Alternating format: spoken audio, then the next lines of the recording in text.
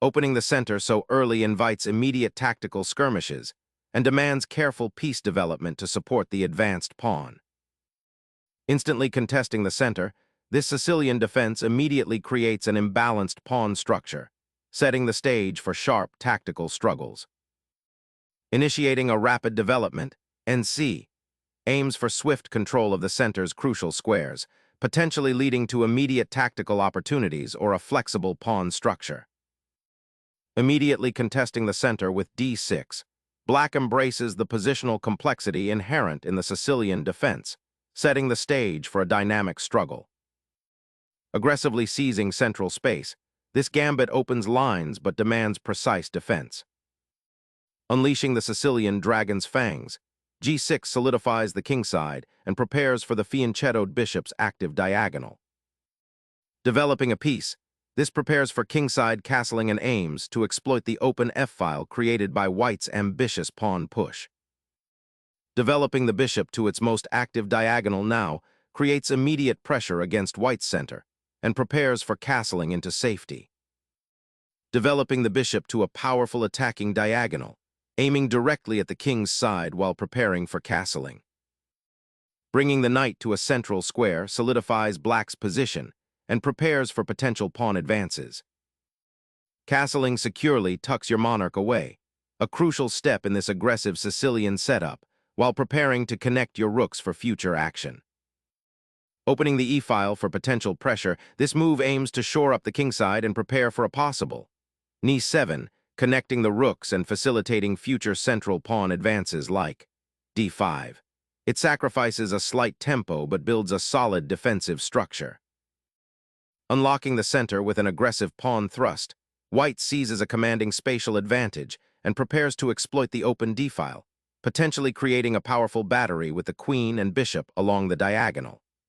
This bold advance immediately challenges black's pawn structure and forces a reaction, creating dynamic possibilities throughout the ensuing middle game.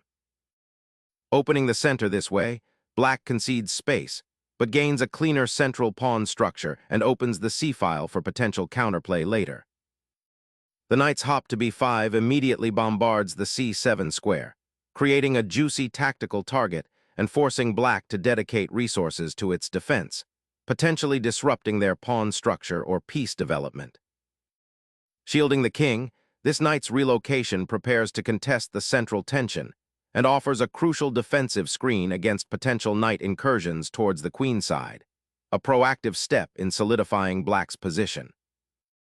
Retreating the bishop to a more secure square allows for regrouping, preparing to support a d4 pawn push or potentially redeploying to the c2 square if needed, while simultaneously keeping an eye on the kingside. Securing the king's safety is paramount, and tucking the monarch behind castled pawns provides immediate refuge. This also prepares for potential rook activation on the f-file, connecting them for unified action. Pressuring d6 while preparing to fork the king and rook on the c-file presents an immediate tactical challenge for black, forcing them to consider defenses that might loosen their pawn structure or compromise king's safety. Exchanging the knight here opens the d-file for white's rook, and while black gets rid of an active knight, their queen might find itself a bit exposed on the diagonal after further development. The pawn structure is a bit fractured, so careful piece placement will be key to avoid any positional weaknesses later. Recapturing the pawn opens up lines and creates a symmetrical pawn structure in the center, but white's knight now firmly occupies the d4 square, poised to exert influence over both kingside and queenside play. Re-establishing pressure on the central d4 pawn, this maneuver aims to create dynamic imbalances and potentially open lines for your pieces. Developing the bishop to e3 aims to pressure the c5 square and reinforce the central pawn structure, creating a more harmonious setup for white's pieces, while simultaneously eyeing potential forward thrusts in the center later on. Creating a foothold on the queenside, this pawn advance prepares to contest the b4 square and aims to disrupt white's pieces, potentially opening lines for counterplay and seeking greater queenside space. Paving the way for the queenside expansion, this advance aims to solidify control of the center and restrict black's piece mobility, particularly the knight on c6, which may find its diagonals challenged. Sharpening the bishop's diagonal assault, this repositioning prepares to contest the central squares more actively and potentially unleash a queenside counterplay. The queen ventures forth, immediately eyeing the kingside potential that white has been so carefully constructing, aiming to link up with the knight on d4 and potentially prepare a central pawn thrust or a kingside attack down the open c-file, a direct challenge to black's rather passive setup. Aiming to dislodge the active bishop from its strong diagonal, N5 injects a dose of dynamism, promising to either exchange it off or force it to retreat, thereby potentially opening the file for future operations while simultaneously preparing to challenge white's central pawn structure. Unleashing a pawn storm, white seeks to pry open the kingside and exploit the apparent immobility of black's pieces. This aggressive thrust aims to shatter the pawn shield protecting the black monarch, creating immediate tactical possibilities while potentially sacrificing material for initiative.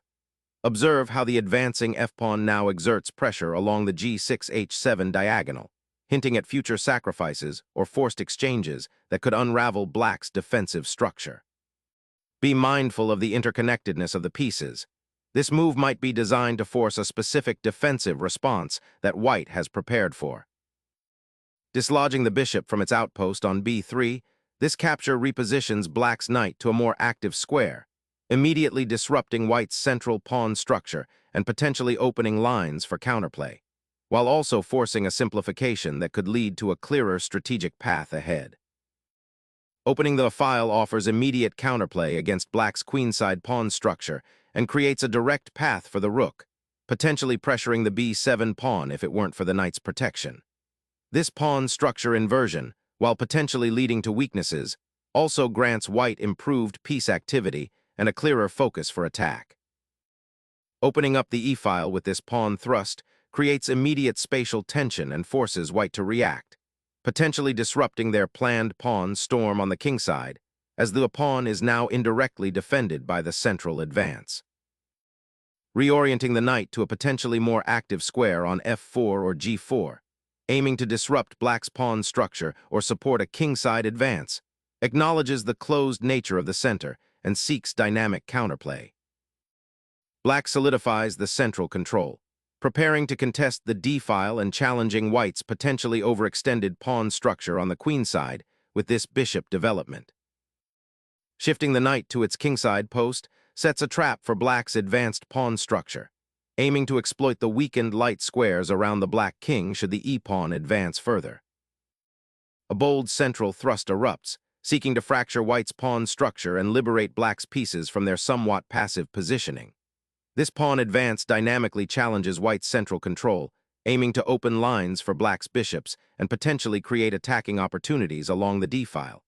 Consider the immediate tactical implications.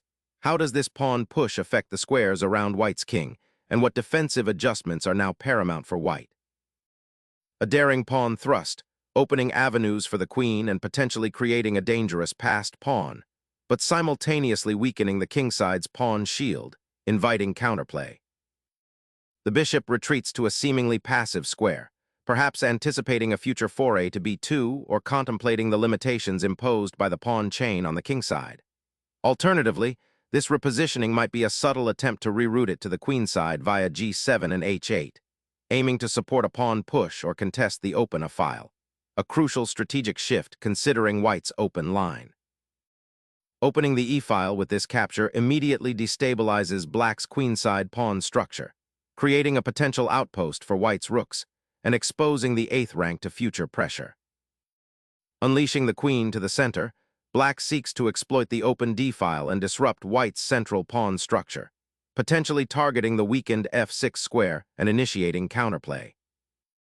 Unlocking the d-file opens up a dynamic possibility, though it might prematurely simplify into a less favorable structure for white if black navigates it skillfully. Observe how this exchange directly impacts the mobility of your rooks and the potential weaknesses that emerge on the queenside. Reclaiming a pawn by capturing the knight's outpost establishes central control, but this immediate recapture on d5, while seemingly logical, opens up a dangerous diagonal for the black bishop and prematurely simplifies the position without a clear advantage. potentially leading to a passive structure if white can regroup effectively. Opening up lines for white's rook along the file presents a calculated risk, aiming to exploit black's slightly cramped position while simultaneously challenging control of central diagonals. Reclaiming central squares after the pawn exchange is paramount. Black must now actively contest the d5 outpost the opposing knight is eyeing. Re-establishing a strong presence in the center, the bishop now eyes the kingside and prepares to contest key squares, aiming to disrupt black's nascent pawn advances. Recentering the rook along the open central file offers a more active position than simply defending the pawn, aiming to pressure white's now somewhat exposed king. Focusing on reclaiming the central initiative and preparing for a potential breakthrough, white repositions the rook to the open d-file, aiming to maximize its influence on this key artery and creating pressure against black's somewhat passive bishop on h8. Finally, bringing the rook into the fray offers a chance to contest that open file, but it does create a slight awkwardness for the bishop on h8, which now finds its diagonal blocked. This maneuver aggressively seizes the open file, establishing a formidable presence that threatens to unravel black's central structure. The doubling of the rooks on the e-file now creates a significant bottleneck for white's pieces, hindering any easy escape or repositioning from the back rank. Unlocking the kingside pawn storm, white aims to generate attacking potential before black can fully consolidate his central position. The exchange on d6 clears the d-file and opens up the possibility for white's rook to become very active, potentially harassing the black king's defenses. The bishop now occupies a commanding diagonal, its influence extending deep into black's territory and creating immediate pressure on the queenside pawns.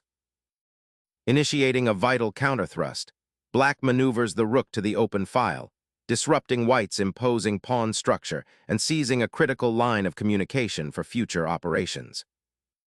Suddenly, the game enters a phase where white's pieces are poised to exploit the open files and the exposed black king, transforming the board into a dynamic battlefield for tactical supremacy. Solidifying the pawn chain and creating a potential shelter for the king against the advancing bishop, this maneuver prioritizes defensive integrity over immediate counterplay. Seeking to activate the monarch and support a potential kingside advance, the white king embarks on an active journey, aiming to escape the shadows of the pawns and join the fray. Seeking to regroup and defend the weakened kingside after white's aggressive pawn push, black endeavors to reposition the bishop from its currently passive square.